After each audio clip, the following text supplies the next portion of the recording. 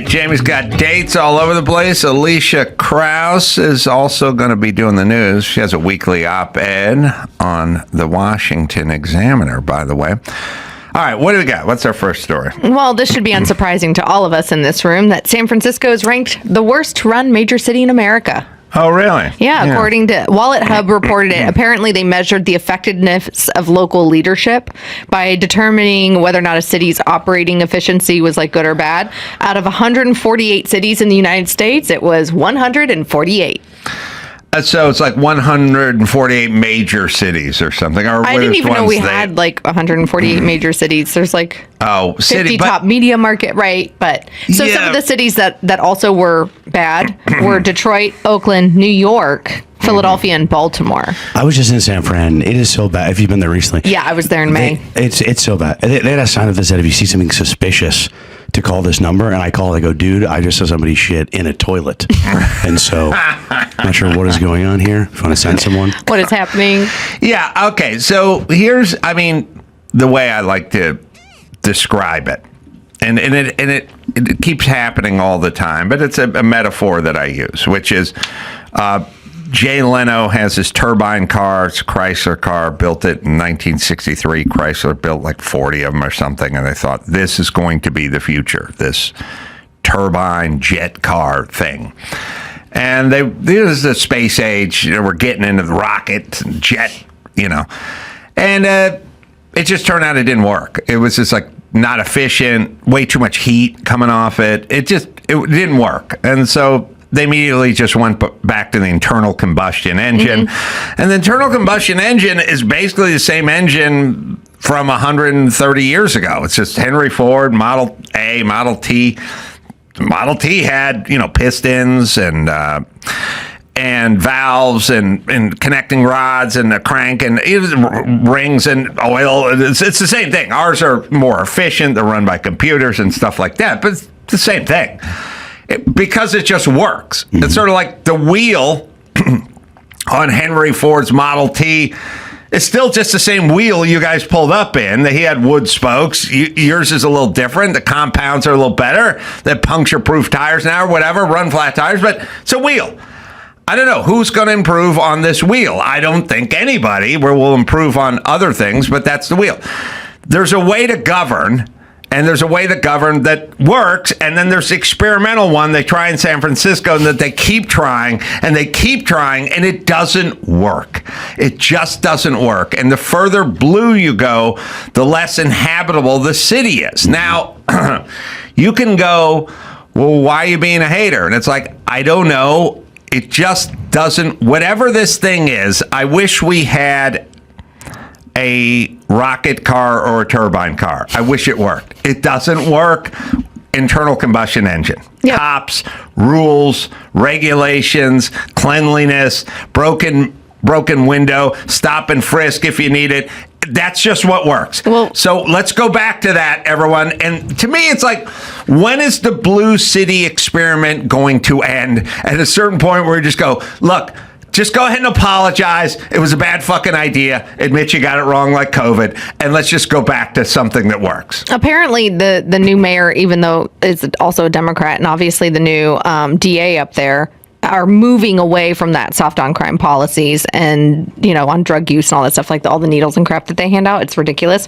But the number one city apparently was Provo, Utah. And they're saying that part of the rationale that they used for this was high school graduation in Provo is not over 91%. And they're saying that tends to typically show, like what we've talked about a lot, is it's like, what is the root structure of the city is law and order, but probably also two-parent homes are like, yo, get your ass in school. Yes, you must compared to places like Los Angeles and San Francisco where maybe you don't have that happening. Yes, you need two-parent homes. Dads need to stay at home. Kids need to be raised. And then... By the way, Provo, Utah, that might be a 6-parent home.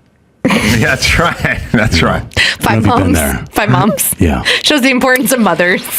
I never get the guys who want like 7 wives. Like, I'd like 5/8 of a wife. Like, I didn't want a whole wife. That's too much. Can you imagine being like, honey, can I go out with the guys? Yeah. Okay. Honey, can I go out with the guys? Right. Yeah. Just asking 5. Just one lady says, votes it down. Yeah. You can't go. 5 birthdays. Can you imagine imagine the utopia of just having like 7/16 of a wife.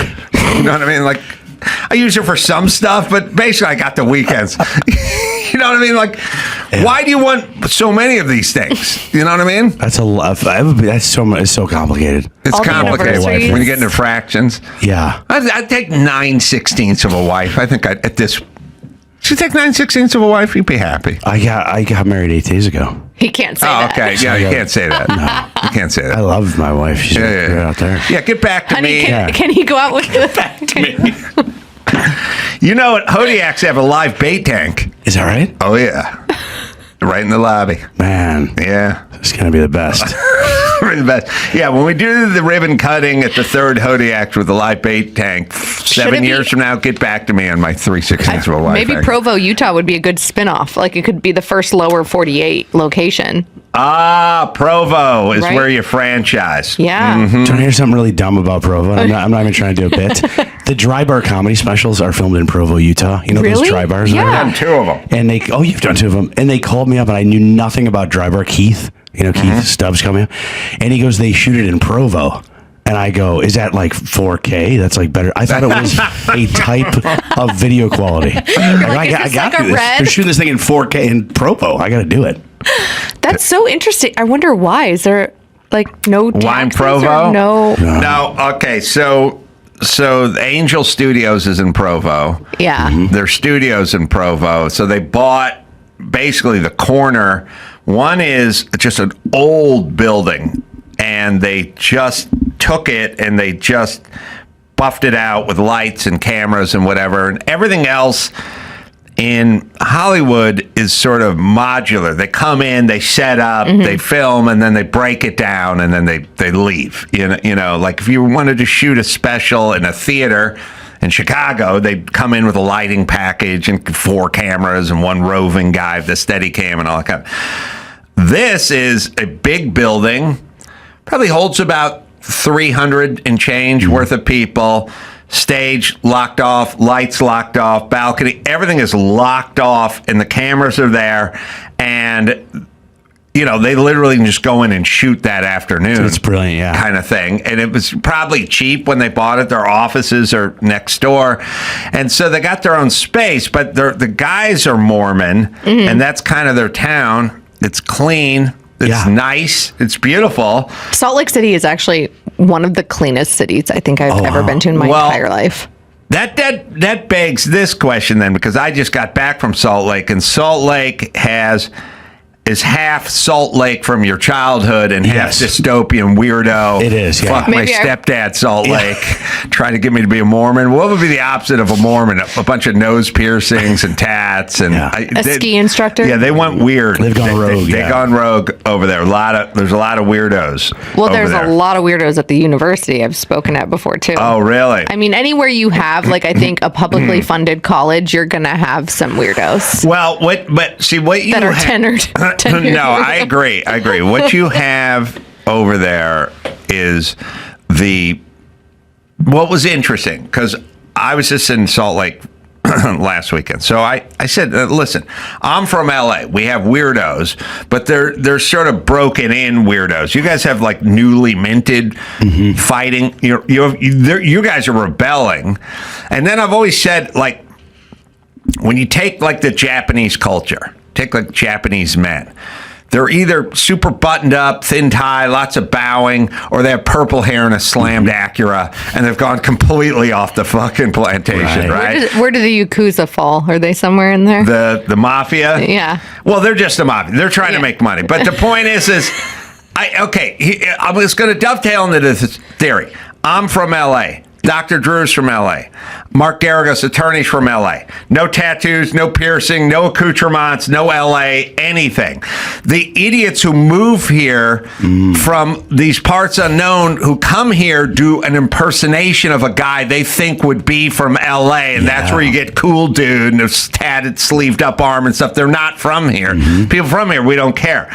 So what you get in Salt Lake is a bunch of people that started off with the Mormon scene and then broke away and went, I'm going fucking nuts now. And it can't be quiet. They have to go like overt Right. Like, here's who I am now. And so you see all the tattoos and all the ones that broke hard. And when is you what I'm break, saying. don't your parents not talk to you anymore? I think you're kind of on your own. I don't think that Mormons do that, Okay, a lot of because I things I have say friends aren't that true. were like raised. Okay. I have friends that were raised Mormon that aren't in the church anymore, okay. and they still have relationships with their families. that's They might cool. be like somewhat fractured. I don't think it's like the extreme of Scientology or They like still have relationships, but Yeah. they will not share the same heaven when they're dead. they do believe that. Yeah, I wouldn't mind that. I wouldn't mind that. You don't want to spend eternal I life think- with your Yeah, mom. You know what I mean? I think Don Hodiak has to have a St. Bernard named Gus. Yeah. Now, don't worry. We'll have Gus 1, Gus 2, Gus 3. Not you a know. husky?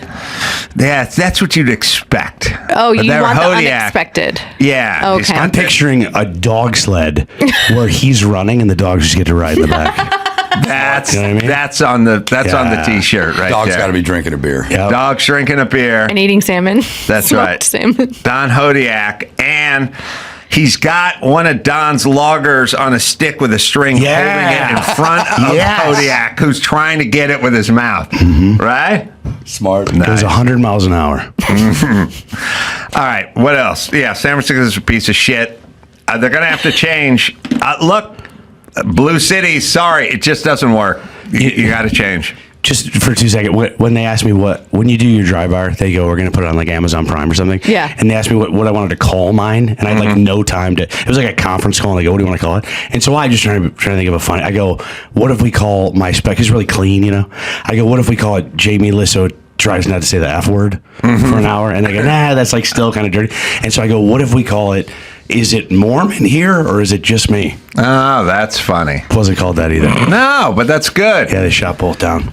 So did you do one? Yeah, it's called Something Awesome. It's on Amazon or something. Wait a minute.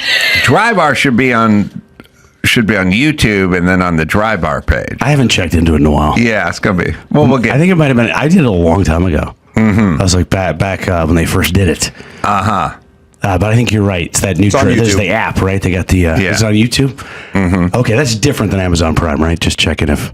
Okay. It is? Okay. All All right. Because I tried to order a whole thing of cashews from YouTube the other day. I'm still waiting, so maybe that's what the issue is. Because I'm with you. I didn't know there was a difference. All right, what else we got, Alicia Krause? All right. Well, if we're talking about religion, can we talk about how this is like very heartwarming? This NCAA baseball team stopped caring about winning to focus on Jesus, and then they went to the World Series. This is fun. Apparently, the players added scripture to play call wristbands as the team went from 1-6 start to the championship contenders.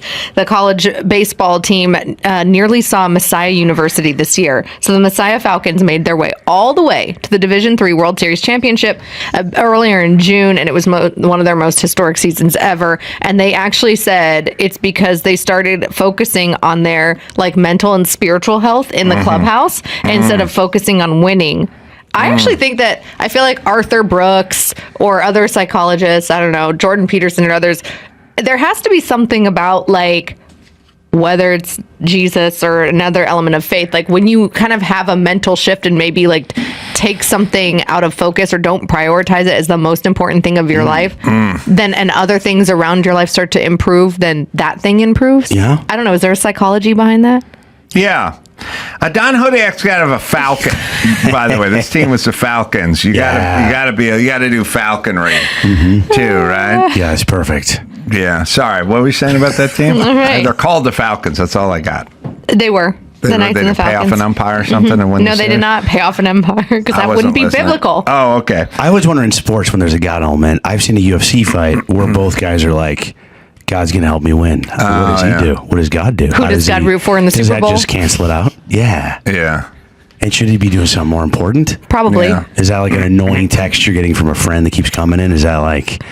Yeah. Do you guys do... Okay, let's see how honest we can be here. Okay. UFC is it's a kind of an interesting yardstick to sort of measure your biases, you know? Because I think if you take your average human being, or just let's say American, and two UFC guys go into the ring, right? One guy's black, one guy's white, right? I will root for the underdog. Normally, I'll Same. see whoever has the worst record. That's 100%. I root for. But Unless they're an American. Then I'm like, let's go America. Then if the American guy and the other guy's Croatian or something, then you go with American. Yeah. And then, like, if the black guy's American and the white guy's Croatian, then you're going to go with the black guy. But if the black guy is from America and the white guy's from America and the white guy's from Sherman Oaks, Van Nuys area, and I go, that's not too far from North Hollywood, then I might vote for him. But and I'll even do things on tattoos. I'll take the least tattooed guy, which is there. really hard to find. Yeah, well, like I said, least. They may all be tatted, but I'll take the guy with less. He's got a short sleeve. Yeah, right. Short. He's got a wife beater tat instead of a long sleeve. So the point is, and eventually, when all other options are exhausted, I'll just go with the white guy because that's all I got left at a certain point. It's just a white guy and a black guy. I've exhausted every other possibility. And I got to pick a winner. I got to root for one of them. And I'm done with everything else. They have the same amount of tattoos. They're both from the Van Nuys, Sherman Oaks area. They both have the exact same record. They're both American. Neither one are favorite. Yeah, they're from the Van Nuys, Sherman Oaks area. I go to this is the female emotional person. Me, I'll be like, I'll look at their Instagram and I'll see if they're like married with kids, and then I think that's really sweet. So I'm like, right. They're like a family guy. I like that. I got one more that I need to exhaust. I'll always go for the dad bod versus the chiseled guy. I was just gonna say that. I was just if there's a bodybuilder and a guy with a little gut, I want that other guy to win. But once I exhaust it all. Yeah. Do you ever root for the old guy because Manny Pacquiao was about to fight a guy that was like the gatekeeper, born 6 months after Manny Pacquiao like had his very first fight? Do you root for the old guy now that you're older? Because I absolutely root for 100%. Anybody that's in like their 40s in the UFC. I go, this guy. Oh yeah, no. You're saying all equal. You're saying all equal. I went to both of their pages. They're both loving fathers of twin girls. I don't know if there's a cop-out. Once it's all gone and I got nothing left, you're going to like it. I'll just go with the skin color. I don't know if there's a cop-out, but I hope they tie. It's a draw? Yeah. Okay. Just majority I don't know. Listen. Mexicans would definitely go with the Mexican dude, but it doesn't seem like there's anything wrong with that. We like cheer. That turns into a Dos Equis commercial. So why can't I go with the white dude? Everything's exhausted. Yeah. The Mexicans always would go with the Mexican guy. Just not a Russian one. Just not like a Russian one. There's like a lot of those. Yeah, but you can't keep. All right, so but both of them are Russian now, right? Well, then I'm rooting for them both to get knocked out. Alicia Krause, you understand the scenario. I do. The one's not from North Hollywood and the other's from. I didn't go to high school. The other's from the Soviet Union, because then I would vote for the black guy who went to North Hollywood. It's once. Everything is the same. I appreciate your honesty. You understand this, Jamie, right? I understand completely. Mm-hmm. Yeah. Okay. I understand completely. You can't answer it. It's very hard to answer because everything I'm going to say is changing a variable. Yeah. Everything's the same. And then again, like I said, if it was a Hispanic guy and it was a Dos Equis commercial, then the guy would root, and they'd like it, right? Mm-hmm. Okay. That's no problem with that. Who did Cain Velasquez, the Spanish Mexican heavyweight thing? He had a big tattoo that just said "Brown Power" on his chest, and all the Mexicans would go nuts when he came in. And so, Brock Lesnar had a big white power on the back, and I was like standing up screaming. That'd probably be a different optically. So different right? Do you guys watch chick fights? Because my husband and some friends will have fight night, and they'll come over and we get takeout and like stick the kids on a Disney movie, and like we'll watch fights and stuff. And sometimes like the fights before the main card are really good, but I can't bring myself to watch two chicks fighting. Yeah, tough to watch. I have a thing where I was a huge UFC fan, and I watched almost every single pay-per-view, every single fight night. Yeah. And then a friend of mine was fighting in the Alaska Fighting Championships, where I imagine you'll do the announcing. Oh, yeah. The face of the Alaskan Fighting Championships. And seeing it in person, it was very hard to watch it anymore. Yeah. Because I saw him get kind of hurt, and his son was sitting with me, 8 years old. And for some reason, it kind of ruined it for me. So I with you that I would have trouble watching girls fight, even back then when I was a huge fan. Yeah, you said to the boy, like after the third round, let's go home and play some Grand Theft Auto and see if we can just unwind a little bit here. I go, let's go home with the other guy. Let's get a little first-person shooter game and see if we can just kind of change our mindset over here. Yeah. Let's go kill some cops in my living room. Oh, brown pride is what Cain Velasquez says. okay. So I would, with Lesnar, just say white pride, and It wasn't even like brown power. it's just It was brown, brown. pride. I had the P part, but I forgot the rest. So he is brown pride, and all the Mexicans go nuts. So Lesnar does white pride, and then I stand up and cheer. So I feel that feels healthy to me, or at least universal. Okay. Yeah. Okay. Yeah, He's I got a don't. little bit of the dad bod there. Yeah, all the Mexicans have a little bit of the dad bod, which is nice. That's what makes them angry. I feel like a lot of those guys train for UFC. Like now they're training for mixed martial Yeah. arts. Back in the day, it used to be a little bit of body refining, bodybuilding, all this stuff. Yeah. But Velasquez is he's a beast, man. To be fair, and Alicia, what you were saying, I do not want to see two women get into the octagon and beat the shit out of each other. Right, and I identify as a feminist, but that doesn't seem don't wanna like see it. can't we be better No. than that? Like I feel like there is differences. There are major differences, physically, emotionally, whatever, between men and women. Like I don't want to see women acting in that brute. Yeah, I think way. you're misinterpreting. I don't want to see two women beating the shit out of each other. I will watch a guy beat the shit out of a woman. No, in the octagon. oh, God. So I'm kind of going. I'm going a little deeper. I think you thought I was going another. Yeah. I didn't finish. I thought you were I'll gonna watch say you'd Cain see- Velasquez over the can whoop ass on a bitch. Yeah, that'll pay for it. Guy with like a male pride tattoo. Male pride. White male pride tattoo That's right. and a wife beater. Oh, Beating literally the a woman in wife the- beater. Yeah, I've said it for over 30 years now, thinking back on it, because it was a Kevin and Bean bit I used to do in the 90s, which is Wow. move the Jews to Baja. And Have them develop some things. I was like, look, this is 1994, Yeah. right? I'm going, look, Jews, you're always going to be despised in that world, in that region. You can do battle. I've said this a million times. Let me say something about Jews. Jews are like roommates who put down a cleaning deposit, and they have drunkard, machete-wielding, insane gonzo roommates, and I'm saying to the Jew, move out. And the Jew's going, I put the cleaning deposit down. And it's like, I know, eat it. Now move. And they go, no way. Why doesn't Jake and Duke move out? And I'm like, they're maniacs, and they're going to kill you in your sleep, and they're smoking crystal meth. And it's like, fuck that. I found this apartment. It's like, okay, I understand. This is rightfully your apartment, but these maniacs are going to kill you in your sleep. So give up your cleaning deposit and move. I love how it's like Hamas cartel. That's right. Like the game. Move it. Just give it up and move it out to Baja and start kicking some ass. Yeah. It would work. Yeah. But anyway, and Would you do it the next couple of weeks? Because I'm supposed to go to Mexico soon. Oh yeah. Yeah. And boy, would it help Mexico. Oh. Boy, would like the Jews tourists help could Mexico. actually feel safe. The Jews are really good at order. Yeah. They get and taking out bad guys. They're just good. Yeah, they're good at stuff. They're good for society. So Jews and gays, actually. Oh. So they You ever see like Palm Beach before some of the gays moved in?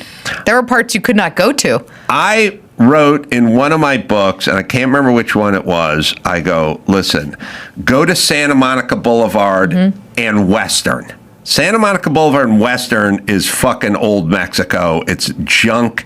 It's littered with garbage. It's ugly, and it's a fucking mess. And then take that same street, Santa Monica, and just start walking toward the ocean.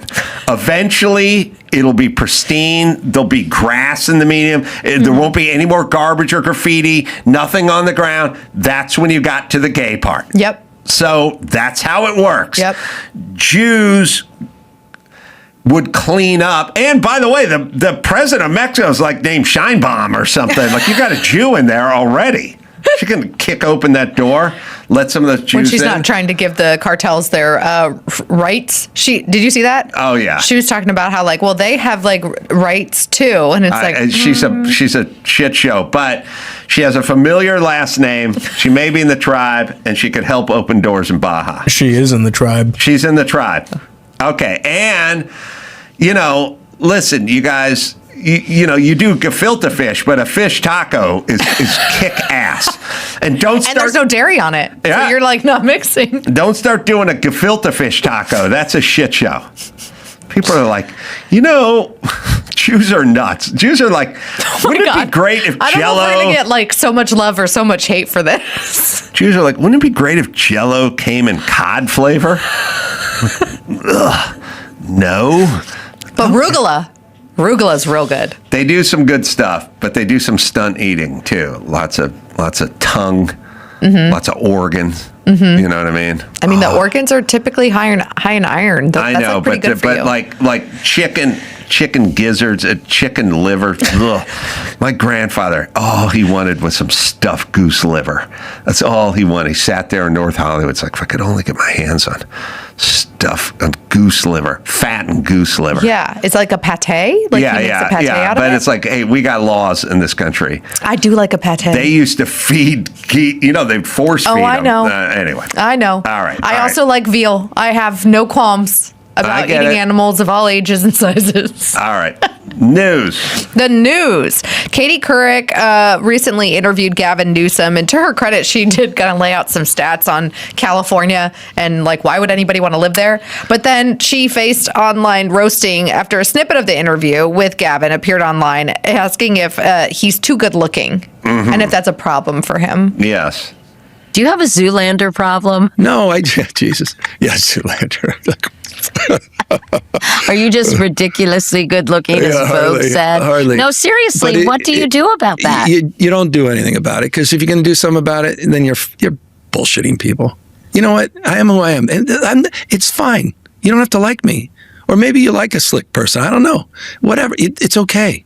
But the reason why I brought it up because you talked about being authentic, and I think it sometimes works against you. Yeah, it's just who I am. I'm so ridiculously good looking. Usually you at least try to humble brag. He didn't even try to humble brag. He just is like, yeah, I am who I am. I'm hot. Well, fuck Katie Couric, by the way. I will say, No. you know why? Because fuck all these newscasters. Because their whole thing, think about this. Just do the math, everybody. They're all fair and balanced, right down the middle, just calling balls and strikes. I don't bring my own politics in anything. The second they retire from whatever news outlet they work for, they're all hard lefties. Well, most of them were hard lefties before. Well, that's yes, that's what I'm saying. Yeah. They're hard lefties who are trying to pass themselves out as just people calling balls and strikes. No, you're fucking not. That's the problem with the legacy media. And then the second they get out, it's all about trans people. Like her number one subject is trans people. I feel like the problem is not just the legacy media. It's maybe culturally that we're so used to, let's talk about how good looking so-and-so is, and then ask them their stance on Roe v. Wade. Right. And it's like that you have to play this hard-hitting journalist, but then like throw in a little sprinkle of like what will be fun on a morning show. Yeah, he doesn't. So Gavin Newsom, and by the way, I know everyone's making fun of him for sort of saying he was hot, but it wasn't really what he was doing. He's just such a word salad shooter that he just gets tripped up and does the authentic me and stuff like that. He was trying to say, I'm authentic, love me or hate me or whatever, but it ended up coming across as don't hate me because I'm beautiful. I feel like he has the male Kamala problem in that they both seem incredibly inauthentic to me. Well, I think out of every, like... Listen, there's a clip of him talking to... who's the other clip that he's talking to that's in your... Oh, it's not in your thing. When he was talking to Adam Friedland? That one, Yep. yeah. Everyone's making fun of this clip because like, oh, he's hot. But he's really just in a jumbled way saying I am who I am. So I don't care about this. It's this clip, which is incredible because somebody just said to him, what do you want? Like, what do you like? What do you do? Like, if someone said to me, Adam, you want to be mayor of LA, what do you got? I go, this place is too trashy. There's garbage everywhere. It looks like shit. We should fill in the potholes after the rain. There's shit everywhere. Yep. It's just like shopping carts and graffiti and everything's like grown over. Like, we're LA. Come on, let's clean it up. I want to get this place cleaned up. Like, I would do 20 minutes on that. I would do 20 minutes on turning right on a red. I'd do 20 minutes on blinkers. You know what I realized the other day? Not handing out free needles.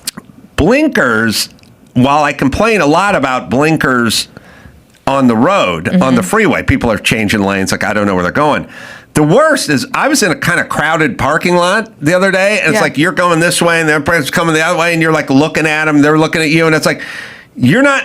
Are you turning? Like, I don't know. I would, if you're turning, I would, but you're not doing anything, and now I go in front of you, and then you turn. Like, it's even worse in the crowded parking lot. Like, I don't know where you're going. All right, so this is Gavin Newsom being asked, like, what are your subjects? Yeah. What are you passionate about? And he says, what is your defined political project? Like, what throughout your career and like right now? Love it. What is the thing you want to accomplish, like, politically? I don't have in your life. I don't have like a brand. I don't have a tag, "Make America Great," or I don't, the Great Society. Or, all right, pause it there. First off, you don't have to turn it into a "you're above it" question. He's saying, is it taxes? Is it homelessness? What are you is gonna it the do? bullet train? Like, yeah, I don't do cute one-word answers for. It's like, no, that's not what he's asking for. He wants to know what your subjects are that you're passionate about. So anyway, he's education. He's right. Oh no, he's above it all with his, "Make America Great Again" or whatever. But all right, here it is, sir. I don't have like a brand. I don't have a tag, "Make America Great," or I don't, the Great Society, or something like Medicare for all the billionaires. But for me, no bullshit. It's just standing up for ideals, striking out against injustice. It defines my wide. All right, hold on. What ideals? Well, he's striking out against injustice. Okay. But his version of striking out against injustice is letting as many people come and live in your city illegally as you want. But that's not my version and giving of them striking out.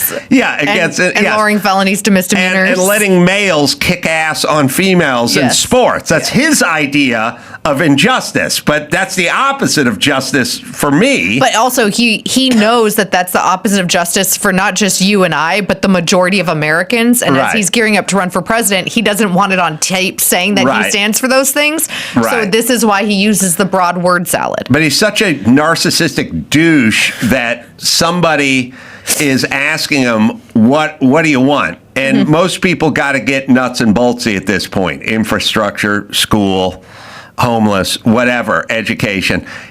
He stands up against injustice wherever he thinks of himself as a retarded superhero. Like, wherever he sees injustice, he flies in and fixes it. By the way, you have homeless people dying on the streets every day in California, in San Francisco, in LA. What injustice are we talking about? What do you mean? And what are you doing about it? But anyway, he fancies himself a guy who just stands up to injustice. But keep going. But for me, no bullshit. It's just standing up for ideals, striking out against injustice. It defines my wide, in every way, shape, form. Stand up for ideals, strike out against injustice. I'm a Sarge Schreiber Democrat. I'm into that whole 60s, the vernacular of the 60s, solving for ignorance and poverty and disease, and the spirit of the 60s, and the spirit of King, and and how the nonviolent movement, and Gandhi, and Havel, and Mandela, that moral authority, that whole space. That's the zeitgeist. And that's me. That's my dad. That's my mom. All right, pause it for a second. Remember, I told you guys I've been sounding an alarm for like 10 years, going, we are fucking in trouble because we have people just talk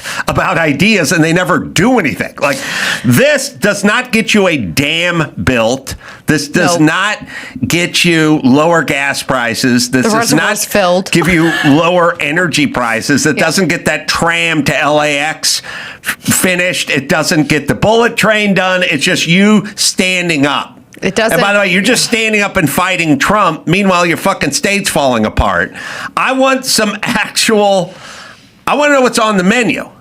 I want the specials. I also, what about Mandela? Like, what about MLK? What about the 60s? Because part of the 60s was no bueno for the country, including like the sex and drug movement. Right. All right. But he's taking this time to move his hands a lot and explain to everyone. He uses his hands more than I do. He's a hero. He's basically explaining that he's a hero, but he's got no specifics. But all right, keep playing it. He's the spirit of the 60s, and the spirit of King, and and how the nonviolent movement, and Gandhi, and Havel and Mandela, that moral authority, that whole space, that's the zeitgeist. Yeah. And that's me. That's my dad. So that's my mom. That's the book, and that's my why. And so That's his standing why. up for ideals is what Gay Merged. It was about work I'm doing right now to sort of push back. All right, pause it. Okay, listen. In a state that has huge problems, Yes. that just burned to the ground because we didn't have the proper infrastructure and we didn't clear the forest and all this kind of stuff. The first tangible topic he brought up was gay marriage. This is what I'm talking about. All these fuckers want to talk about trans and the gay movement. It's all they want to fight. Here's my whole thing. Manage the forest, fix the reservoirs, get water flowing through the hydrants, get rid of the crazy homeless people, fill the potholes, pick up the garbage, clean up the graffiti, and then we can talk about the trans issue. How about that? How All those about things. that? Also, maybe like teaching our kids to read in school would be nice. Yes, absolutely. Gay marriage is the first thing he brings up. Gay marriage is 28 years old, and it's already been codified. It's illegal. Leave it alone. But he's a champion for gay marriage. Gay marriage doesn't stop the Palisades from burning down. All right, thanks. Here we go. Why? And so standing up for ideals is what Gay Merged. It was about work I'm doing right now to sort of push back. We can lose this country, and just Push feeling back. like I have to be held to account and strike out against the injustices of the day. So if you had to define it, like, I need your help to define and it. you get Well, you tell X. me. You're better at What? this. I don't know. I don't know who you. What I your just gave shit you is. my why, but how do you I'm translate saying- that into human? What? So All right, you got to pause I it love there. that guy. The guy, basically, Hey, if you that's vote for me, you pause. That's a meme for Gavin Newsom. That guy just going, what? What? Hey, politician guy, I asked you what your topics were 5 minutes ago, and you talked about Mandela striking a fight for gay marriage. Yeah. And striking out He against literally injustice. said, quote, so if you had to define it, vote for me and you get X. And Newsom's like, I just gave you that. And he also wants the other guy to define it for him. And it's like, you could pick education. I mean, I say it as a middle child people pleaser, man. That man is such a people pleaser. He does not know anything. Oh, I'll play it again because it's so funny when the guy goes, what? To account and strike out against the injustices of the day. So if you had to define it, like, vote I need for your help me to define and you get Well, you tell X. me. You're better at this. I don't know. I don't know who you. What I your just shit gave you is. my why, but how do you I'm saying- translate that into human? What? So if you say, like, make an appeal to a voter, right? Say, if you vote for me, you get X. Yeah. Like, what in a kind of concise. By the way, pause it. tangible sense- When I was talking about predatory check cashing places and black and brown people, this is all I was doing. It's like, you tell me. Yes. Okay, you brought up a problem. Yes. What is the problem? It is black and brown people don't have access to checking accounts. Okay. Now tell me what you would do to fix this, because all politicians do by nature is they go, here's the problem. Here's how we can fix it. And here's how we can fix it. He never does the here's how we can fix it part, which is insane for a politician. But this is how Democrats get away with it, is they talk about affordability. They talk about injustice. They talk about the problem. That's right. And they're like, oh, it's so not fair. And you have voters, men and women, that are like, you know what? He's right. That's not fair. Not fair. And most people aren't going to see the entirety of this clip, right? They're just going to see like what he chooses to spend on his Iowa ads when he runs for president. All right, we'll play it out just because it's still funny. The guy's what? Make an appeal to a voter, right? Say, if you vote for me, you get X. Yeah. Like, what in a kind of concise, tangible sense? Talking to a regular guy. Yeah, no. What And is that I've offer? struggled with being able to communicate. I told you what my why is and why I'm here, and I mean that. And that's ingrained in every aspect of my life, and it connects the dots. All right, so listen, there's a very long paper trail of me saying, you don't get it. This guy doesn't know what he's talking about. Not dumb. He doesn't say anything that makes sense. And people, because people are numb and they're dumb, they're numb and dumb, they go, yeah, I like that guy. I'm like, he doesn't say anything. I have no idea. He came on this show, and we play him talking about, the check cashing stuff, and we'll play the homeless thing where he was talking about moms, and, he's insane. But there was another one where I was trying to press him on traffic. I was going, LA's got horrible, horrible traffic. Can we attempt to fix the horrible traffic? And he did that same thing. It's like started laughing. By the way, it's an issue I care about. Did he say something like that even? He weirdly laughs at things when I'm going. Are pretty serious. Yeah, I'll play. This is his remedy for traffic. And California, with some of the worst traffic in the world, doesn't have a policy that Idaho thought of. Is that right? This can't be the first time you've heard this. Well, not specifically this. I saw a billboard out on the 405 says you're not stuck in traffic. And you're thinking, how the hell, what does that mean? It says you are traffic, which I kind of like, which sort of made the point about our own behavior. That said, I hate the blocking the box stuff, which we don't enforce. So his resolve is to don't drive to work? Don't bring your kids to school because you are the traffic? What if oncologists work this way? Hey, doctor, I have stage 5 lymphoma cancer. I saw a bumper sticker that said, you don't have cancer, you are cancer. How about that? It's deep. Yeah, okay, douche. I'm trying to fix a problem called traffic. And you're telling me a sign that you saw when you were sitting in traffic that you were traffic. Yeah. That doesn't help us solve the problem. Actually, by the way, he's an insane person for answering my question that way. And by the way, the whole check cashing thing, insane. 20 minutes of me saying, what is the plan? And him never explaining a thing. That's 13 years old. People don't know. The guy's vacuous. He's a fucking nut. He's a sociopath. And it's your fault for voting for this guy who has zero ideas. People are like, oh, Gavin Newsom. This is old. Yep. These are old. He's been this way. He's been this way. Yep. This is who he is. This ain't new. But I don't know. Does he not have handlers? Does his fucking wife not pull him aside and go, you can't just fucking speak gibberish with your hands? His hands move like he's in an origami competition. That's his fucking hands. Like, I'll make 30 swans in 10 seconds. It's fucking.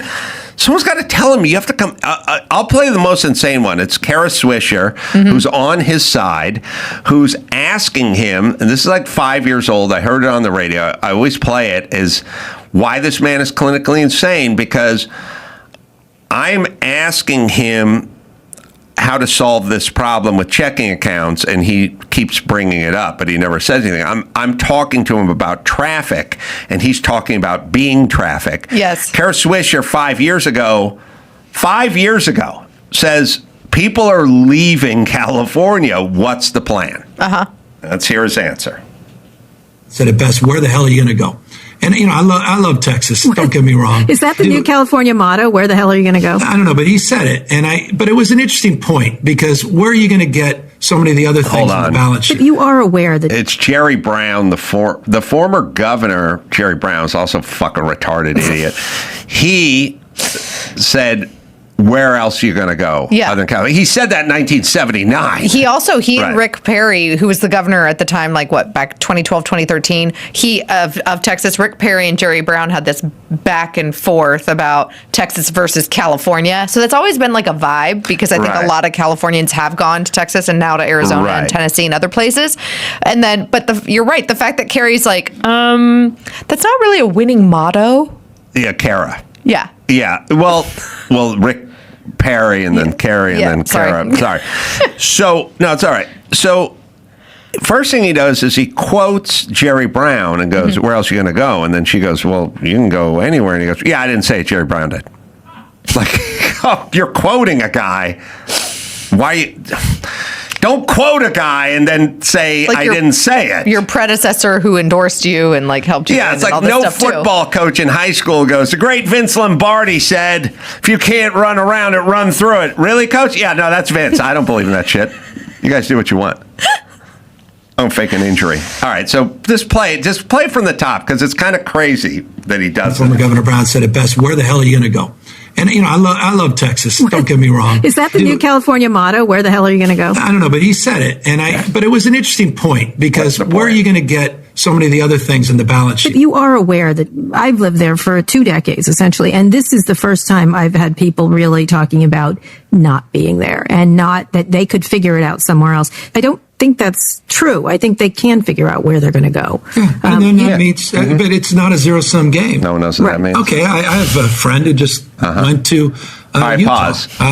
Okay, here's the part where he's going to tell a story. Yes. Where you go, I have a friend, and that friend moved to Oregon, and he lived there for a couple of years. He hated it. And him and his wife moved back, and they're living in Malibu right now. That's the story you would tell if you're trying to make your own point. Yes. Here's the story he tells about a friend who moved to Utah. Beautiful. It may be the right thing for him. They've made a ton of money. They have the ability to take their kids out of public school into private school, and they're doing that. Good. And, I imagine they're not going to turn their back forever on California.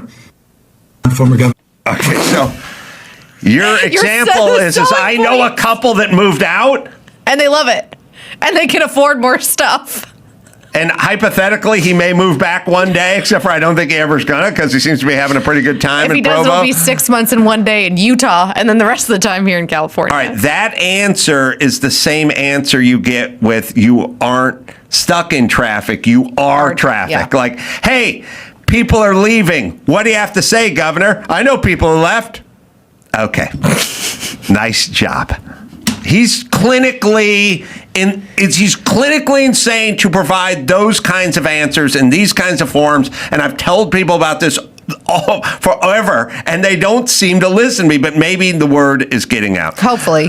All right, you can go to adamcarolla.com. I got live shows coming out. Santa Ana, we're going to do the Jordan Family Classic Car Museum over there with the Paul Newman collection coming up March 22nd. Then off to Norfolk, Nebraska. Just go to adamcarolla.com for all live stuff. Alicia Krause going to be in Lincoln this weekend doing a wonderful speaking engagement there. I had a made-up movie, which we've done before. We have the Skyrider. I came up with the movie years ago. I used to come up with them all the time. It was called, I think it was called Rings of Honor, right? Okay. Now picture this, and this is good too.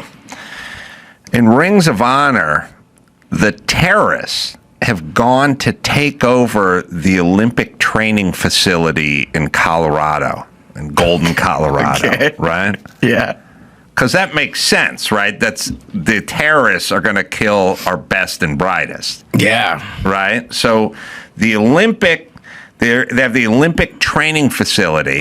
It's just before the 2028 Olympics or whatever it is, and terrorists take over the facility.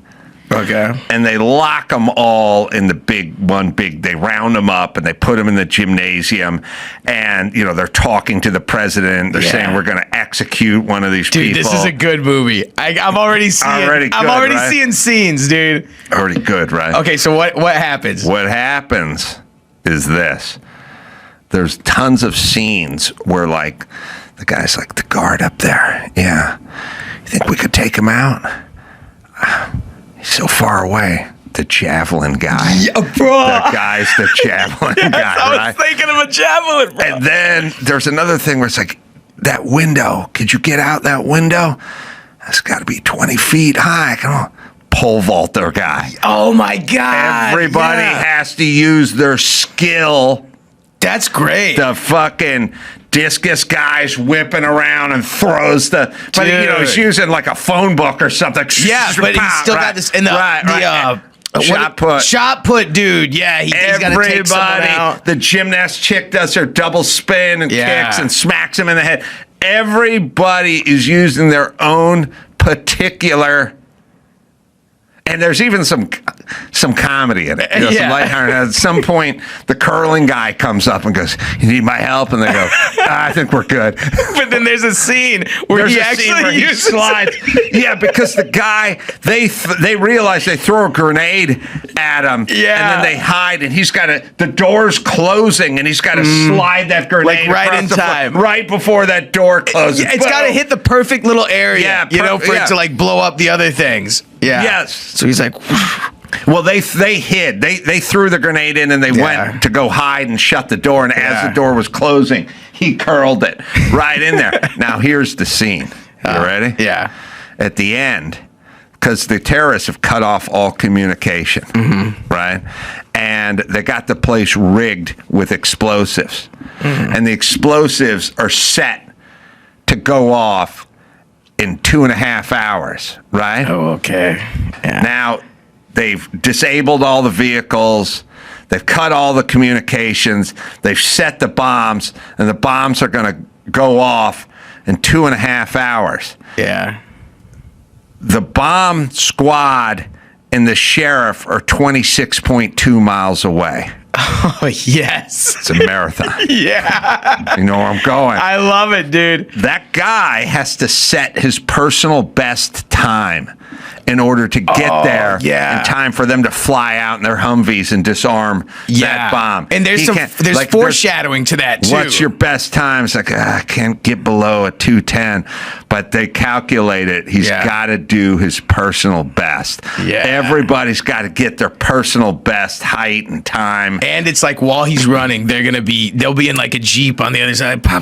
So he's got to go through all that shit. Yeah. And I can see the coach being some older, like almost like a Clint Eastwood type guy. Yeah. That was me back in the day, but I boozed it up. And you got it, kid. You can do this, you know?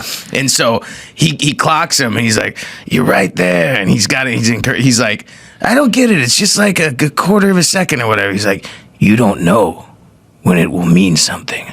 All right. So then it comes back later. The guy goes, because earlier in the first arc or the first third, they're sitting around and the guy's going, "What a marathon. So stupid. Who even cares? What's it even do? Has it ever helped anyone? Has it ever saved a life? What are we even doing with our lives?" Like, that's mid-act one. Yeah. People are kind of down on themselves. Like, running in a circle, like, doing a pole vault. Was that really going to save anybody? So we foreshadow. Then he has to set his best. And, it's pretty easy. We do the discus. Oh, what's the archery? Oh, I can see that, an archery thing where we do archery. Take someone out. We do the high jump. You got to get over the wall to go for help. That's great. Everybody. It's called Rings of Honor. Dude, that's an amazing very movie. Patriotic. That is like an amazing... Dude, you should write that. That is a great movie. Because I'm already seeing dude, first off, I could see a love story too between whoever is the main character, the marathon runner. Yeah, let's make him the main character. And then the main woman, she could be like his gymnast. Love interest. Swimmer. Could be a swimmer. A gymnast would be cool. Yeah, or a swimmer. No, gymnast, because she's going to have to do the backflip and kick the guy in the face. Now, on the terrorist, is there someone who's really athletic on their side who they're like, this guy was in the Iranian, which I don't know who that is. Yeah, I don't know if that's a country we're going with, but right. He could have been a badass athlete too. Or is it just they're the badass athletes and the terrorists have guns and shit? I think the terrorists will just be terrorists. There always has to be kind of the lead guy, Okay. And that guy's like in Die Hard or anything. There's the more calculated guy. Should we go with white terrorist? Yeah, we can go white because I feel like that's terrorist. More sellable. We'll go white. He'll have a South African accent. Yes, that'll be good. And now it's about money. And then these things and crypto, and I'm going to need Bitcoin. I'm going to need 2,000 units of Bitcoin in my Swiss bank account, or these athletes are going to start dying. And he probably has some kind of some kind of background. It's like, whenever we're finding more about him, it's like, well, you don't remember the Olympics of 1978. He's motivated. He's motivated. Yeah, like his dad got killed. His dad. Maybe an American beat his dad or something. got the backstory. What? Okay. His dad was the coach for the Israeli team that was killed in 72 on the tarmac by the terrorists. Dude, that's good. But then why is he bad now? Well, because the government let him down. The dad wasn't Jewish. He was just a coach. And the Israeli government never gave him the honors and the dignified burial that all the other guys got, because he was even though he trained all of them. He was sort of stuff. a mutt. Yeah, he was part of that team. Oh, I like that. Yeah, so he's always because then he is also athletic too. If his dad was, so I could see him running with the marathon guy or something. Let's see. We're writing something on the screen here. The terrorists are Olympians of a discontinued Olympic sport, tug of war. All right, tested positive for steroids. All right, come on, Andrew. You're making a farce out of this fucking rock solid. Yeah, this premise. is like an Oscar caliber. Yeah. Oscar. Look. Obviously, I'm not embraced by Hollywood, but this is going to be a popcorn. This is great. This big tent summer blockbuster kind of film. And I'm going to ask, can I have a part in it? Like, could I, I mean, obviously I wouldn't be an athlete, but maybe some like. No, you're comic. I'll tell you who you are. Okay. You're comic relief. Yes. Because there's always comic relief in these. It's not all heavy all the time. So is it like the trainer who hands the water bottles or something? No. You're the cook at the training facility, right? Yeah. And it's like, and you're surly. Yeah. And it's like you've been warned not to smoke in the kitchen a bunch of times, and everybody's got their own specific diet. Yeah. Because they're Olympic athletes, and you're like, I've been here for 20 years. Come on. The guy who won the pentathlon my first year fucking lived off a canned chili. So chill out, kids. Give me a break. Yeah. You know what I mean? And they're like, we want a sprouted bean salad with dressing on the side and no nut oil of any kind, and they're like your girlfriend, really, your fiance. And we need you to not unroll your socks. There's a pivotal kind of sign where you're standing there in the kitchen, and you get the and your boss, like, you hear the door open, and you hear him yell. Your name's Chet. Yeah. Chet, you've been smoking in here, and you see you putting your cigarette out in a guacamole dish, Yeah. That's who you are. I like right? that. And you've seen them all. Yeah, so it's like, okay, it's just, and he's really burnt out on, look at that, dude. Rings of Honor. That was quick. AI, bro. Yeah. That's amazing, dude. I watched the shit out of this film. I want to watch it right now. Can we somehow just upload that photo to AI and it just make the movie for us? Yeah, and it's... Bro, look at that. Look at the guy on... I forgot about that. The guy on the freaking rings and stuff who's got a... Yeah, pommel horse. The bar where you got to, there's going to be a scene where he's got to go even across... bars. Yeah, he's got it, but that's the fire sprinklers he's got to do. Yeah, he's got to grab. God, this is good, dude. Listen, I don't say this about many films, but this is going to be better than Jim Cotta. The things about Ring of Honor, is it the curling guy? Is it the gymnastics guy? Is it the shot put guy? Yeah. I mean, when that marathon guy comes at the end, that's going to catch everyone by surprise. Oh, it's great. It's an He's got to ensemble. run to the city. Yeah. Whereas this one, it's like, we get it. That was basically one note played over and over again. No, this is perfect because it's so many different skills, and you the audience will get into ooh, what's this guy gonna do to help out? Mm-hmm. What's the friggin' shot put guy gonna do? What's the break dancer? Oh, right. What's the break? They've added break. He's got to distract them. Yeah. They're gonna be laughing. They will be. Yeah, it'll be. Well, she's gonna be a hot chick. You know what I mean? And so they can get distracted by really? her beauty. Okay, I was thinking it'd be like an Asian dude. You know? Yeah. Well, that was just in my head. Well, no, she's going to be dancing and popping and locking and stuff, and you can see them kind of licking their chops. Oh, like, I may rape this one and not kill this one. You know what I mean? And they should actually say that. That'd be great dialogue. I'm going to rape this one. As a terrorist, I would have a rape pile and a kill pile. You know what I mean? I wouldn't be all kill. And then remember, you're the cranky cook. Yeah. But I feel like we should have an opportunity to help out too at some point. Maybe the terrorists are like, we're hungry. You need to make us something. At some point, I'm fighting a guy with my mop. Oh, that's good. I mean? Yeah. And he's getting his rifle. Yeah. His rifle runs out of bullets, and he's bashing me, and I'm fighting him off. At some point, he bashes my mop and it just breaks in half. Okay. Hold on. Okay. Hold on. Then I see him pull out a sidearm, cock it back, and go, it's going to be my pleasure to execute you. And he holds it up, and you just see me slowly close my eyes. Yeah. Knife. Right in the fucking chest. Oh. Pins him. And I open my eyes. I'm like, why am I not dead yet? And there's a knife hanging out of it. And I go, what? And I look at you, and you're lighting a cigarette. Wait. That was you throwing that knife. I threw the knife? Yes. Okay.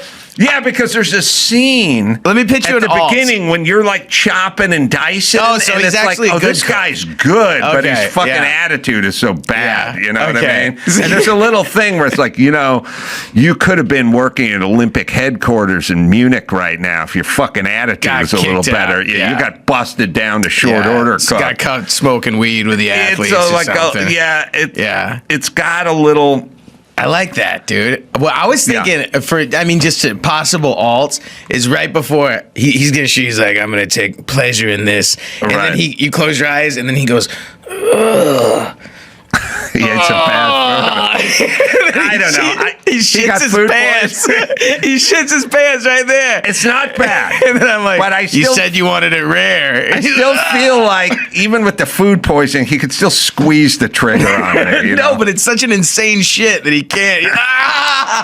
It's going to be tough to really get that across to the audience. I like it. And then that's when you hit him one last time with a mop, like, don't dirty my floors. Pah! And then you kick him out.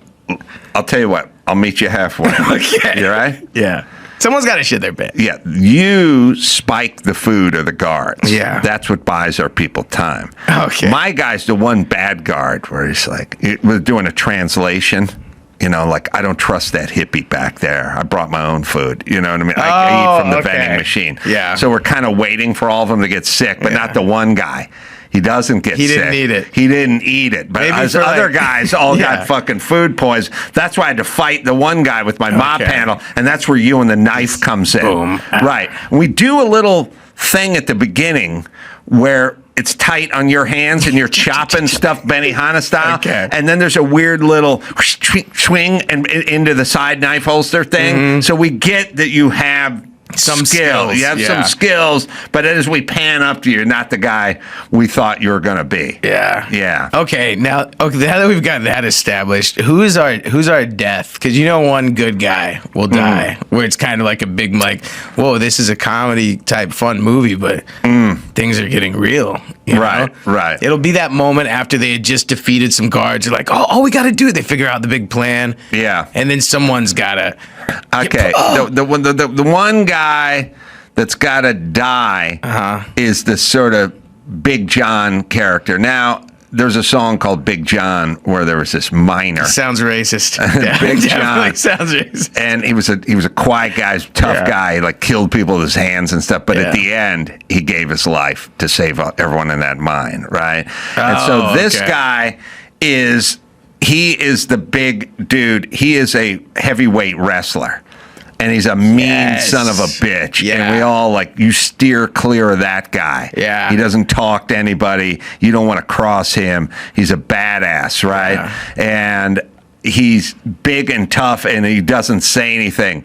But at the very end, he's the guy who rushes all of them while they're just shooting him in slow motion, buying us time. He sacrifices the team time. He sacrifices time. The big guy we all hated, who didn't talk to anybody, was the one with the heart of gold at the end. Yeah. And the bravery. Oh, dude, that just got me thinking. for that scene too. Like, this is kind of a cinematic choice, but he just got shot, pa pa pa, and he's laying there. But then, like, it kind of gets fuzzy around his face, and you see the American flag in the background. Yeah, we'll pan up. Yeah, it's just a little bit like, oh. And then, do you want to skip? Because I was thinking of an ending. I don't know the real ending, but I was thinking of a very ending. Basically, they're at the podium of the Olympics. Oh, smash cut. Yeah. And then you see the medal, and it goes over not the marathon runner, but it has to go over the cook. Is that a possibility? You think it's the cook? Maybe not the cook, but it's got to be something where it's like you think it's going to be him, and then it's not. Or it could be him. That would be a nice feel-good. Like, listen, I don't know. I don't know if you would shave and cut your hair.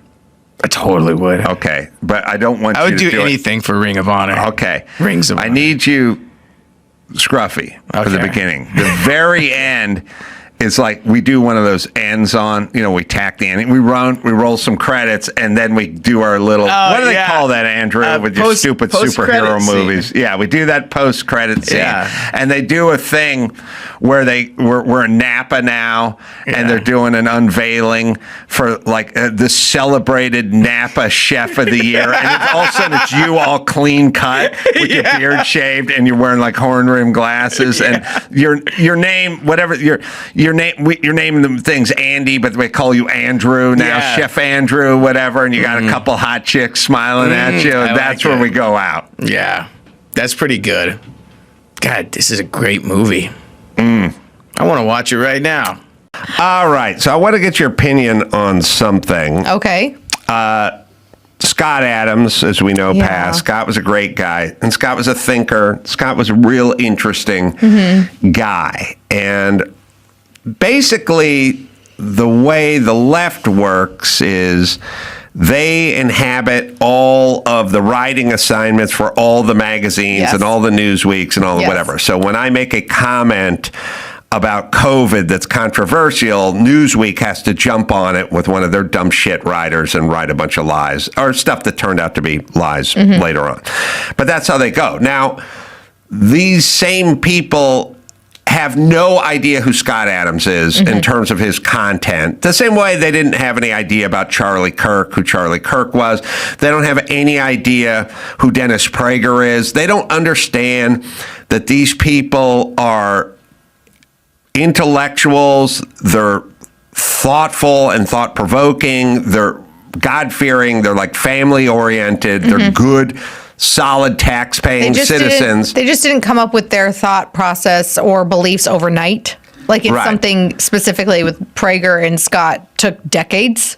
Yes. Of life and wisdom and relationship. And reading and talking and conversing and exploring thoughts, exploring ideas, and then arriving at conclusions and places. All right. But the dumb shit at People magazine is never going to look into their body of work. Of course not. They're just looking at the most controversial thing they might have said. And they're just not on the left. Yeah. There's somebody who's not with them, and their horrible ideas about transgender or gay rights or LGBT or the border or whatever fakakta nonsense that they subscribe to with climate change or open borders or tax the rich or whatever, burn Elon's dealerships, like whatever dumb shit you idiots are doing, Dennis Prager and many others are too smart to go along with your horse shit. Yep. And so there's two groups that go along with the horse shit. There's the dumb shits who go along with the horse shit, and then there's the people in Hollywood who are scared because they want to work again, so they pretend to go along with the horse shit so they can work. Yeah. All right. So then somebody dies.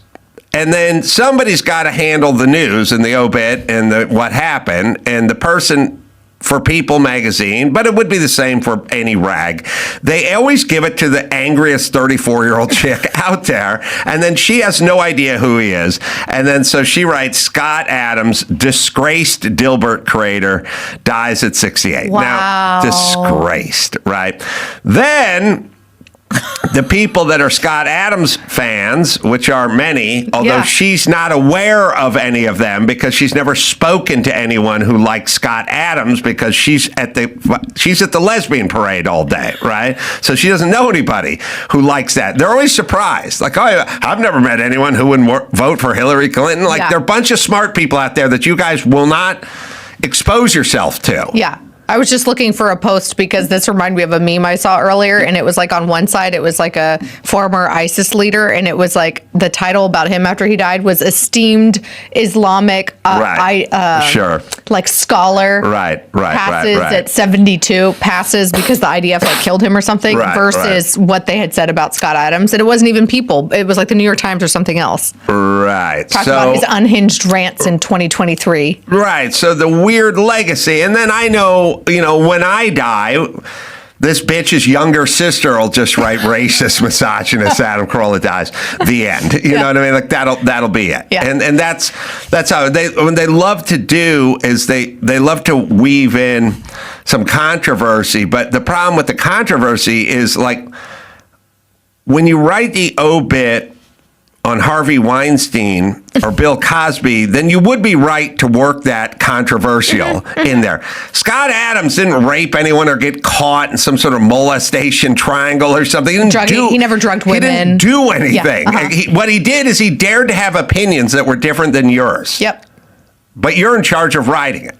So then, and I don't know how you feel about this, then the internet just started putting her picture everywhere, calling her fat pig. Oh, no. And then she had to take her name off, and then they kept putting her name back on. So the internet reacted hard. Now, I don't really like the doxing stuff and the weight shaming and the all that kind of stuff. It doesn't win anybody over to your side. But if you're going to be sort of inherently cruel, here's all I'm saying. I think what happens is you push people to a point that even if she hasn't been consistently inherently cruel to Scott Adams and his fans, there's a group of the internet that just is constantly hit and seeing horrible cruelty. Mm-hmm. Whether it was after Charlie's murder or Scott Adams' death or Dennis Prager's accident, like all this stuff. And like, it's just like they feel so shit on all the time that they feel the need to defend themselves. Right? Yeah, my take is she drew first blood. Mm-hmm. And while I don't appreciate, you can find some of the comments out there, Andrew, I don't appreciate, the fat shaming and whatever, the doxing and all that kind of stuff. Show a little decorum. The guy just died. You may not have been a fan, but he had many. And you chose to put the word disgraced in there for no reason. And now you're getting disgraced because there's a bunch of pictures of you looking fat and dumb on the internet, and everyone's making fun of you, which I kind of like in that I hope you slow your fucking roll next time you're going to do this kind of thing. And also, where's your fucking editor? Like, are there any adults in this building I who could just look at this and go, look, the guy died 9 hours ago. He has a family. You're not going to write disgraced on there. He didn't do anything. This is why I'm against the doxing of a woman like this, is she's not the only person to blame.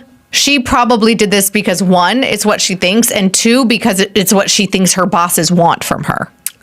Right? I get it. To use a word of the left, it is a systemic problem within the echelons and the leadership and the powers at play at People magazine that enable her to do this. Yes. So yes, it is her decision to do it, but she is also hankering for a paycheck and an article to get posted. And she's like, yeah, I'll do the obit. I haven't had a piece in a week. This is the thing I was talking about. Right. Abu Bakr al-Baghdadi, a austere religious scholar at the helm of Islamic State, ISIS, terrorist group ISIS, that one, dies at 48.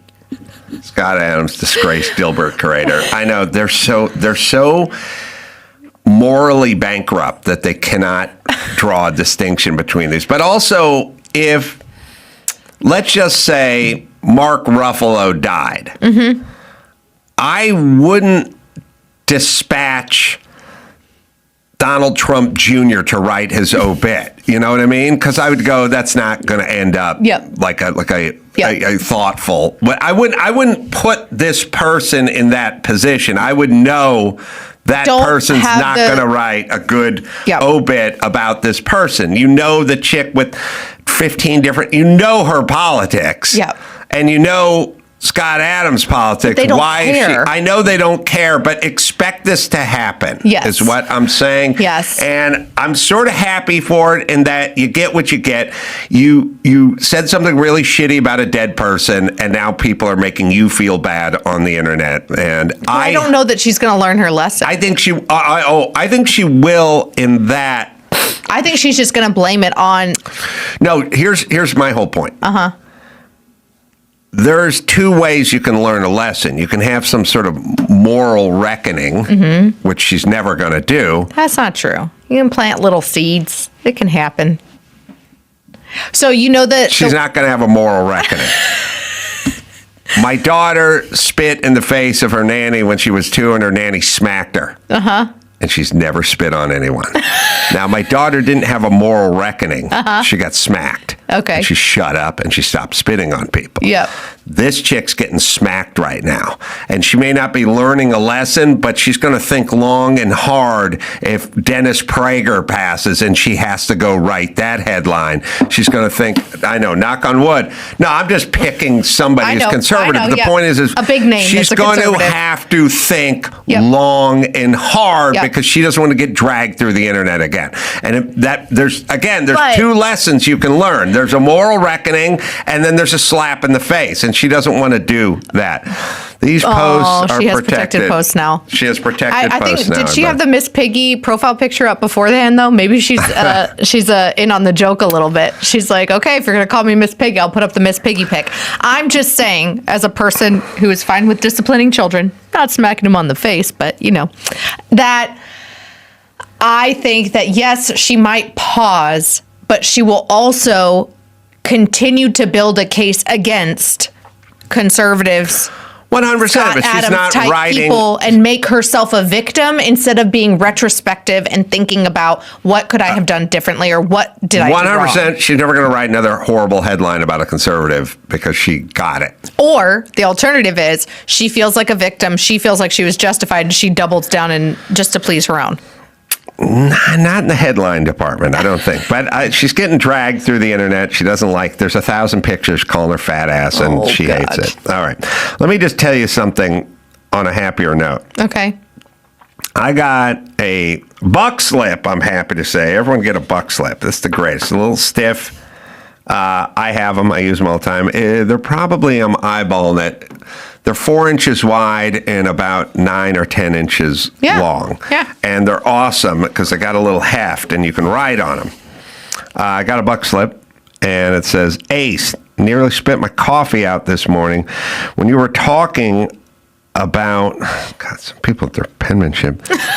Talking to Jason about legal California companies sell gift certificates and then not honor them. It was illegal for that in California. Anyway, meanwhile, here in North Carolina, I've been clinging to a P.F. Chang's gift card like it's a family heirloom. I got it almost 3 years ago and want you to have it. I want to send it to you. It's tough to read. Anyway. Your comments today reminded me I still had it, so I thought I'd mail it to you as a Christmas gift. Get it on, and I guess this is from Chris Johnson, because that's what it says at the bottom of the buck slip. Point is, You're taking me out to lunch? yeah, I love P.F. Chang's, and I want to thank Chris. It's belated because it's been a minute, but he sent me this, and I'm definitely taking advantage of it. And also, if anyone wants to know my wiring, these buck slips, I'm not throwing it away because I can write notes on the back side of the buck. Yep. I even got white buck slips and light blue buck slips. And white buck slips are jokes and creative, and the light blue ones are the list of life, the things, the hardware store, the things to do. Interesting. All right, you have some news there, Alicia Krause? I have some news, and I don't know if I should intro this or just roll the tape, man, because this one is so good. Did you hear about Donald Trump going to Michigan at a Ford plant over the last couple of days? I did hear about that. I saw my friend Jim Farley, who runs a thing, who looks just like Chris Farley, who's related to Chris Farley. All right. So originally TMZ had this video. Now it's gone everywhere. But President Trump flipped the bird at a person who shouted that he was a pedophile protector during a Tuesday trip to a Ford plant in Michigan. A clearly irritated president pointed and twice-mouthed F you from an elevated platform at the heckler. He then extended his middle finger. Sorry, we're there. Like, we're just there in terms of I'm watching Jacob Fry, Mayor of Minneapolis, on Anderson Cooper, and he's like, I will say it once, I'll say it again. Fuck ICE. Yeah. Fuck ICE. It's like, okay, you weren't supposed to be able to do this. And now everybody does it. And nobody cares. This is all the parsley on the side of the plate of life, which is every time you go to a diner in the 50s, 60s, 70s, and 80s, it came with a sprig of parsley. Yep. And then everyone would go, why do we need this parsley? Because it has to have it. And then at some point it left, and then nobody cared. Yep. And it was like, I started off my career, them going, listen, you can say boobs, but you can't say tits. Now, Bob, where are we at with tatas? You can say ta, but not tatas. Like, I was on Comedy Central. They were literally told me once, say women's underwear, but don't say women's underpants. And I didn't know. They had weird rules. Lots of rules. But the point is now everyone just says whatever the fuck they want. They just cuss away, and it's cable. Like nobody. It's insane. And nobody cares. Yep. And every mayor, you see these mayors, like, the Lakers win the playoffs, and they're doing they win the championship, and they're doing the parade, and then the mayor just gets up there and is like, fuck the Celtics. Fuck, it's like, okay, weirdo. We used to have decorum. Yes. Well, apparently the guy that was yelling at him is a 40-year-old United Auto Workers Local 600 line worker at that Ford factory. His name is TJ Sabula, and he said he was an independent and has, quote, no regrets whatsoever. I don't feel as though fate looks upon you often, and when it does, you better be ready to seize the opportunity. That sounds like Michael Jordan going into an NBA playoff game. And today, I think I did that. He said that it was a reference to the Justice Department's slow release of the files of the notorious late sex trafficker Jeffrey Epstein. The White House was asked for comment on this, and I pulled it up because I found it hilarious. White House comms director Stephen Chung said in a statement, quote, a lunatic was wildly screaming expletives in a complete fit of rage, and the president gave an appropriate and unambiguous response. Can we play it? Yeah.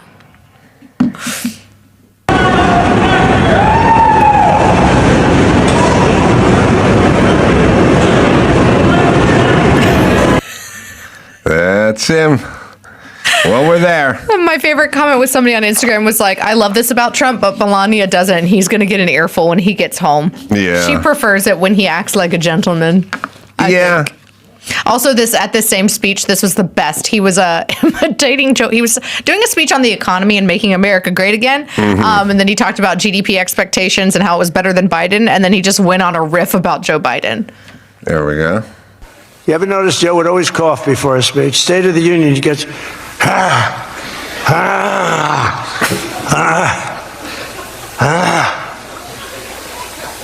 ladies and gentlemen. And then it would be like very short. Although the one time they had him spruced up pretty good. Remember, he was high as a kite. I'll tell you, there's a thing that you have to be careful of a little bit. And also, fuck Joe Biden. I mean, that guy tried to put this guy in jail, almost got him killed with a bullet. Biden's a horrible guy. He's corrupt. His family's corrupt. He's an insane narcissist, and he hurt this country. So you can say whatever you want about Joe Biden. He's just a race hustler and a liar. But anyway. Anything else? Other than that, I'm a big fan. He's a horrible president, but he was also a race hustler. He just said, anyway, he's horrible for this country. Anyway. And he's totally corrupt. But Trump and people have to be careful of this. And I'll tell you how it works. People who aren't comedians and not traditional comedians, especially when they're in roles like rabbis, you know what I mean? Or anyone delivering a eulogy, or anyone like a school teacher. Like, remember when homeschool. Us regular folk, you guys remembered your one funny teacher, but your one funny teacher wasn't really funny. He was just funny for a school teacher. He'd be like, "Hey, Carolla, you're awesome. Sometimes you're good and sometimes you're bad." Like, stupid, corny jokes, you know what I mean? But he'd be the funny one.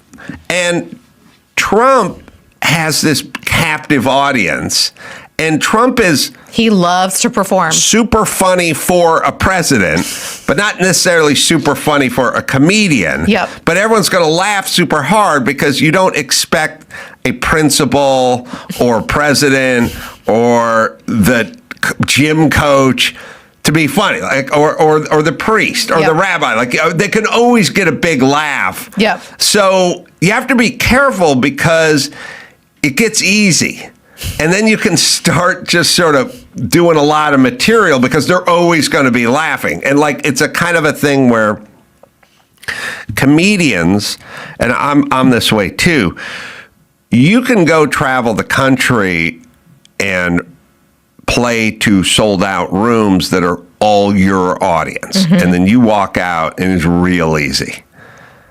But what you need to do is pop up at the Comedy Store on a Wednesday night or whatever and do 15 minutes because that's not your audience. They're not there to see you. Yep. And then you get a real feel of how your material is working with folk that aren't there necessarily to see you. Yep. But Trump always is like that comedian that always has his audience. You know what I mean? Or also, I think with a pastor or a politician, you're also going to get the awe factor that even though clearly there were some people at this Ford plant that weren't fans of his, the vast majority of the people are his fans. So he can do no wrong. So when they're looking at him through that perspective, when he's like, "Hey, everything's cheaper this year," even though it isn't, they're like, "Yeah, it's cheaper." And when he talks about how crappy Biden is, they're like, "Yeah, he's crappy." Or when he does the Biden impersonation, they think it's hilarious because it's your team and we're all inclined at a human level to like, "Hoorah, our team." Yeah, you need to get your art judged by a critic, not a fan. Sometimes. We have Philly DA Larry Krasner trying to get some media heat saying F. Not fun. Oh, I remember this one. Yep. Let's see what he sounds like. If any law enforcement agent, any ICE agent, is going to come to Philly to commit crimes, then you can get the F out of here. Oh, yeah. Oh, he didn't even say it. That's like me. So, that's hold the little on. me saying, "You can get the F out of here." No, you got to say it, man. Come on. So he's saying, Man up. if you're from ICE Yes. and you just decide to go rogue and go to Philly and commit crimes, like robbing liquor stores or something, then you can leave. He means shooting innocent people, which is the leftist narrative of what happened in Minneapolis. But also, But you should go there and then leave or not go at all? Good question. Because he said if you're going to come here, you should leave. Yeah, if you're going to come here to commit crimes. Then you need to leave. But Ilhan Omar and AOC think that all that ICE is doing is unconstitutional and crime committing. So he's telling them not to do their jobs within the city of Philadelphia? I don't know. Well, here's the entire. I mean, let me explain something. And sorry what the chick think stuff, but we're there. We're there. I mean, women are going nuts, but the problem with women and some guys is if you let's just say you're in a relationship, you know what I mean, and somebody goes, I'm going to pull up my car. Your husband is going to pull up his car in front of the garage so he can unload groceries and bring them into the house. Well, if that's what he's doing, but you say, this guy pulls up in front of the garage, blocks me in the garage, and then just goes into the house. If that's what you're saying he's doing, then he is a bad guy. Yep. And his actions are wrong. Yeah. So Ilhan Omar and all the nutty chicks on the squad are just like, these people come into town, they don't answer to anybody, they come in unmarked vans, they start grabbing citizens and disappearing them. Yeah. And then they put them in gulag. Tim Waltz was saying the same thing. Yeah, they put them in sweatshops in Honduras. It's like, okay, well, if any of that happened ever, then that'd be bad. Except for none of that happens. But if you're working on the premise that that's what's going on, then you're married to a bad guy who blocks you in the garage. Now, I say the guy pulled up And maybe the guy could have parked on the street and carried the groceries up into the house, but it was so much closer to pull up in front of the garage, but ended up blocking you in the garage, which you didn't like, but he was doing it because you're performing a service and a task. Yep. So you want to characterize it as this maniac just pulls up and blocks me in the garage, and I got to pick up the kids, and now I can't get out of the garage. Well, then that sounds like a bad guy, and it sounds like he should not do that. Now, if you characterized it as you assholes left the border open, Congress made laws, and we're just applying those laws using force, essentially, like a police force would do. We're taking, criminals and sometimes pedophiles and gangbangers and murderers, and we're removing them from these societies where they're terrorizing people. Well, then that makes me sound better. Yep. But they never will do that. Heaven forbid. But their problem is always hyperbole, because I stop listening to them. You stop listening to them, though. Right, but if you're the average, average women. voter Right. who's just listening to a snippet of the news on your favorite country station while you're driving to work at a factory, or you're a stay-at-home mom that's listening to a brief podcast to tell you what's up, the narrative is so tainted. I totally agree, but listen, everybody.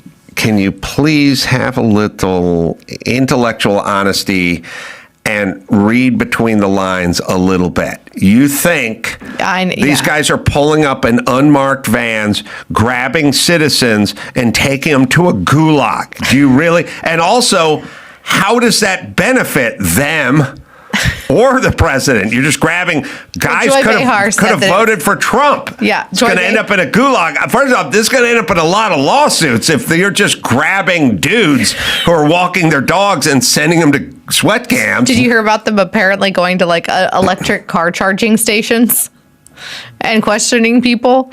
And I was like, and they were like, this is targeting of a hardworking community. They're trying to target like Uber drivers or something. Right. And I'm like, oh, okay. What? Yeah, to your point, Adam, is people's hatred for one man has rendered them completely incapable of critical thought. I get it, but you're college educated, you speak for a living, and you share news and ideas with an audience. You exactly. should be a little critical. But listen, everybody has to do this all the time because there's a micro and a macro version of this. I used to have to do it with Drew all the time. Drew's a little bit of a hysteric, which is weird. Because he's emotionally in tune with, I think, how things affect him and other people. It would happen all the time. He'd go, I was walking through the airport, and this woman runs at me screaming in my face. And I'd go, no, she wasn't screaming in your face. She was screaming. I go, okay, Drew.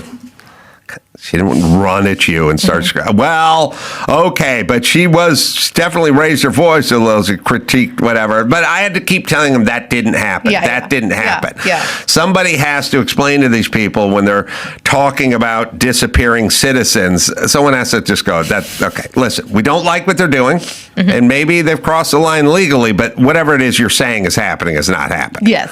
You're saying it's a 10, and it's not a 10. I have a clip. Because, my theory is always that women are going insane. They've all been weaponized. Most of it, not all been weaponized. By white liberal men. Right. But all the women that are doing most of the scuffling and most of the battling out there, it seems like mostly women, which is insane. Well, you know why, right? They hate their dads. No, it's from these Race to Dinner, Joy Reid, Joy Behar, Whoopi Goldberg, like all of these leftist people, Ilhan Omar, AOC, that have been telling white women for the last decade, hey guys, you're part of the problem because you haven't spoken up. So now it's your time to speak up because your voices are going to be listened to more, and we don't like white men, so we need white women as allies. Right. So therefore, we're going to have George Soros adjacent organizations train you in how to be these crazy radicals and hinder ICE in their job. And then it makes all of the white women feel guilty and shamed and embarrassed for how America is systemically horrible to people of color and immigrants and yada, yada. And then it weaponizes them to do stupid things and it makes all women look bad. And the great thing about Joy Reid is she's such a race hustler that she's like, well, now black women can't do it because they'll just be hunted down and killed. We need white women to do it. And white women won't get shot. It's like, shot, she said. Yeah, hey, bitch. She just got shot. A white chick and her white friend. That's what a race hustler Joy Reid is. And also how she doesn't adhere to any sort of gravity or truth or any coherence of nothing. She's just 100% bullshit all the time. But if you're a millennial woman, whether you're, let's say, independent or of the left, and you are told this for 10 years by people that you deem to be the truth tellers. Yes. But also, then of course you're going to be brainwashed to do these things. It also helps to hate your dad. It helps. I'll play a clip. Oh, it all goes back to that. Everything goes back to that. No reverence for pops. Are these ladies looking for a new type of exercise? Psychiatrists are telling Primetime that these women have deep-rooted anger issues, and immigration agents are just an excuse for a punching bag. You know, one thing that hating men has trained me for is literally trained me for chasing ice cars off of my street, 5 of them right now, following down the neighborhood, honking, blowing whistles, telling them to off. All that rage that I have felt towards men is coming out. I have been trained for this moment. She has. She hates her dad. The rage that I have felt. She hates her daddy. There's a lot of this. By the way, a lot of broken families, a lot of dads abandoning, lots of hatred for dad, lots of daddy issues. Critical thought would say, let's arrest the people who are raping and killing women. Are they worse than the ICE officers? But also, there's another thing that I keep getting back to, which is life used to be very tactile and practical. You know, it was very much get up when the sun comes up, go milk the cow with the thing, you know, go harvest the eggs. You know what I mean? Like, it was like, you didn't do it right, you'd freeze. Yeah. And you wouldn't have food for the winter and there stuff was like that. Cohesion because everybody relied on each other. Mhm. Like Pa Wilder was out hunting and in the fields, and Ma Wilder was at home keeping the fire stoked and baking all the pies. And Gene Wilder was acting like some kind of homo. Do you not get the Little House on the Prairie reference? Homeschooled. I was.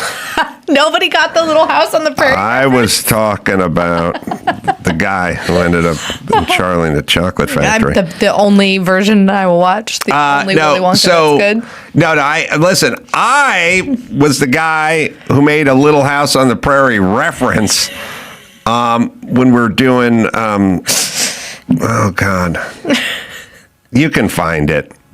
I was doing a thing with Barry Weiss in Austin, and I made the Little House on the Prairie reference, and I watched the shit out of that show.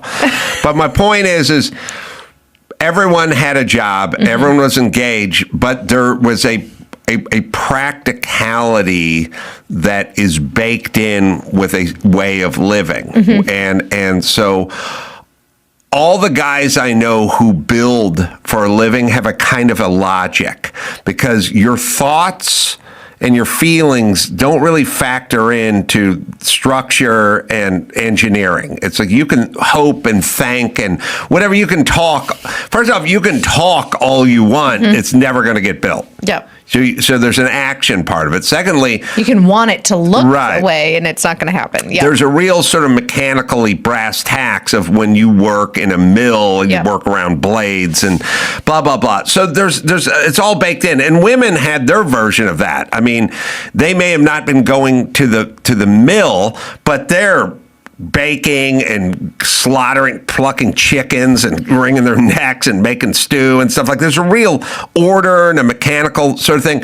And so people understood gravity and practicality, and you wouldn't stand in front of a wagon screaming. The wagon's going to run you over, but you would know that if you were Little House on the Prairie. Yep.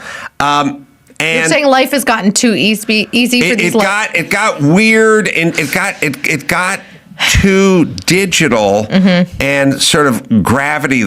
There's no gravity anymore. Can we also talk about how the algorithm is feeding this, though? Because there's that too, like voices like yours or Barry Weiss or Ben Shapiro or Fox, like they can't break through all the time to these people because of the algorithm is like feeding that lady more male hate, more ICE hate, more Trump hate. Yeah, but here's what I would argue. If you come from the farm, you're much less susceptible to impractical thoughts. You're going to filter things a little better. You go, well, that doesn't make sense. Yeah. That doesn't hold up. Yeah. Sorry, me talking about Little House on Fire. Sorry.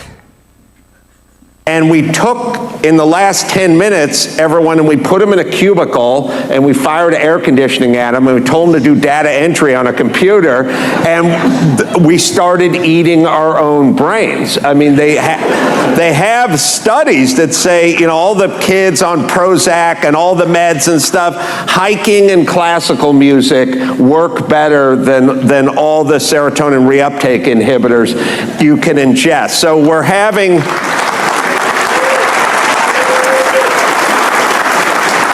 You watch, you know, Little House on the Prairie, no one was depressed. Everyone was miserable, but no one was depressed. All right. So Little House on the Prairie reference. And then a lot of people would tweet me and they go, that was a made up story, you know. I'm like, yeah, I know. I watched it on TV in North Hollywood in 1974. Congratulations on using serotonin intake inhibitors. Without stumbling on it. Did a young Adam Carolla think those words would ever come out of your mouth? Oh, it's not intake, it's uptake. Uptake, okay. No, but I sat next to Dr. Drew for so long that I know what Peyronie's disease is, and I know what Dartic's tunic is and stuff. I know it all stuff because he said it all the time. It's a great joke, and that just makes it more better because more better. Of the serotonin. My husband and I finished watching the Marcello, what's his last name? That's on SNL that does the really great Sebastian Manzuna like impersonation, and he has a whole thing about how his mother had to escape Cuba at 12 years old because, you know, the government took her house and how they were not allowed to be depressed or have ADD. Right. And she was like, oh, if anybody in this house should have depression, it is me. Or your ADD? No, I will give you ADD. That'll work. So funny. All right, one more with the RFK story. Do you have this that? one's great. And I'm going to hop on that plane and try to join you at the Kennedy Center because I want to meet him and see this happen. I want to see the Carolla Kennedy collab. Well, and I want to see what he says about your eating habits. We're just going to play this clip. This clip is gold. Get ready. Who has the most unhinged eating habits? The president. The interesting thing about the president is that he eats really bad food, which is McDonald's, and then, candy and Diet Coke. But he drinks the Diet Coke all times. He has the constitution of a deity. I don't know how he's alive, but he is. And he's at Mar-a-Lago. He says that the only time that he eats the junk food is when he's on the road, and he wants to eat food from big corporations because he trusts it. He doesn't want to get sick when he's on the road. But when he's at Mar-a-Lago or at the White House, he's eating really good food. So I think you get this, if you travel with him, you get this idea that he's just pumping himself full of poison all day long, and you don't know how he's walking around, much less being the most energetic person, any of us have ever met. Well, a bunch of stuff. Kennedy is not going to be joining me in D.C. His people reached out, said he wanted to be a part of it, and then said now there's something came up with the schedule and whatever. I know, but we'll talk. Do you need me to stand in? We'll get him on. He's a very honest guy, and he's not a politician, so he doesn't do the bullshit politician spin on everything. He does the honest answer on everything. That's how he really feels about Trump's diet. But also, look, if you have a motor, everyone always talks, people all the time, they go, I had red meat, and then I got really tired after I ate the red meat. If you have a motor, what Trump does is Trump wants to get stuff done all the time in a hurry, and that gets him up, and it keeps him up, and it moves him. I remember one time I was doing a big remod, and I was so into it and so hands-on and like so motivated that I just sprung out of bed like literally every morning early. Now, I like to sleep in and I like to relax like everyone else, but I had something to do that was motivating me. And the same thing as other people who have nothing to motivate them, they're tired all the time. So it's not just about sort of blood sugar or eating fast food. It's more about your brain. Like, are you whipped? He's just geared different. Are you geared and are you motivated?